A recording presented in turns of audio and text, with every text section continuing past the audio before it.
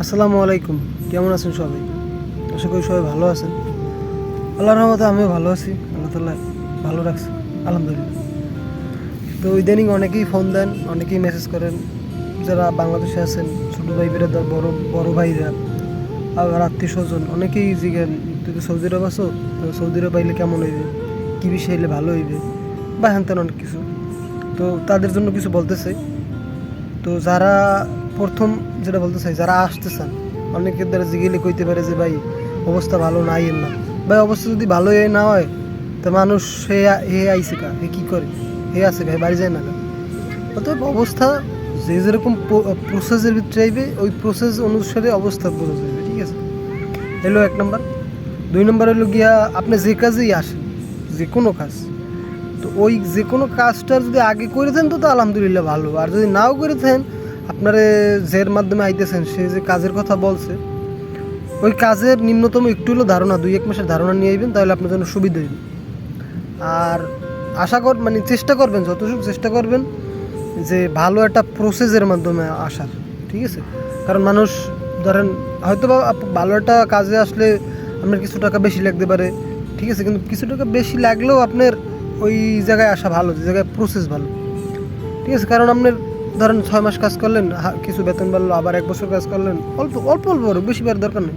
তো ভালো প্রসেসে এরকম বাড়ে। আর যদি আপনি ভালো প্রসেসে না আইতে পারেন, তো 5 বছর চাকরি করলেও আপনার বেতন বাড়বে না, যেই লোক এই কতই থাকে। তো এই জন্য কইছি ভালো প্রসেস যাওয়ার চেষ্টা করবেন। আর আর যদি এটা আমার পার্সোনালি আর কি মতামত, যদি কেউ ফ্রি ভিসা আন, তাহলে তো আরও ভালো ফ্রি ভিসা এলে। কারণ ফ্রি ভিসা এলে কী হয়, আপনার একটা একটা কাজ নিজে দেখা শূন্য বুঝা, নিজের বেতন নিজে ঠিক করে তারপর ঢুকতে পারেন। এটা হলো ফ্রি ভিসার মানুষের উপকার। তো এর জন্য আমি নিজে পার্সোনাল, আমার যেই জিজ্ঞেস করে কিসে আমি বা হ্যান তেন, আমি আর কি পার্সোনালভাবে মানে ফ্রি ভিসা আসেন, যেটা মানে ফ্রি ভিসা বলতে সব কিছু নিজের যেটা বোঝায় ওইগুলো আর কি, ওইভাবে আসতে কই, যাতে নিজে একটা কাজ দেখে শূন্য তারপর ওই কাজটা ঢোকে। কারণ ফ্রি বিষয়ে যারা আসে, মানে ওরকম বিষয়ে যারা থাকে, তাদের চাহিদাও বেশি, বেতনও বেশি, এই জন্য আমাকে ফ্রি বিষয় দিই।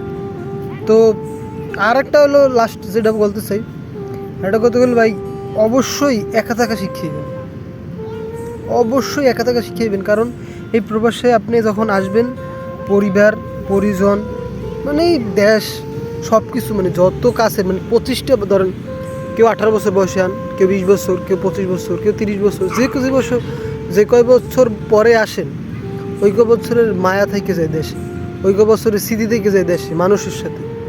তো ওইগুলো যেন, মানে কী কী বলে ওইটা, ওইগুলো যেন ম্যানেজ করে থাকতে পারেন, ওইগুলো যেন আপনি অতটা ফিল হয়, কষ্ট হয়, যেন ওইগুলো ওভারটেক করে থাকতে পারেন, ওরকমভাবে চেষ্টা করে যাবেন। কষ্ট হইবে ভাই, স্বাভাবিক। 25 বছর, আমি আমি 25 বছর বাপ মার লগে আসছিলাম, এক লগে আসছিলাম, আমি এখন একলা আছি। তো এইটা আর কি মানিয়ে নিতে কষ্ট হয়েছে এতদিন, এখন মানিয়ে নিছি, এখন মোটামুটি ঠিক আছি। কিন্তু এইটাই তো, সবাই চেষ্টা করবেন আর কি। আমি যে কথাগুলো বলছি, অনেকের দ্বারা গুরুত্বপূর্ণ, অনেকের দ্বারা গুরুত্বপূর্ণ না। তো সবাই চেষ্টা করবেন আমার কথাগুলো একটু মনোযোগ সহকারে বোঝার আগে। যদি আরও কোনো প্রশ্ন থাকে আমার কমেন্টে জানাবেন, আমি বলে দেবো, তার উত্তর দেবো ইনশাল্লাহ। আসসালামু আলাইকুম।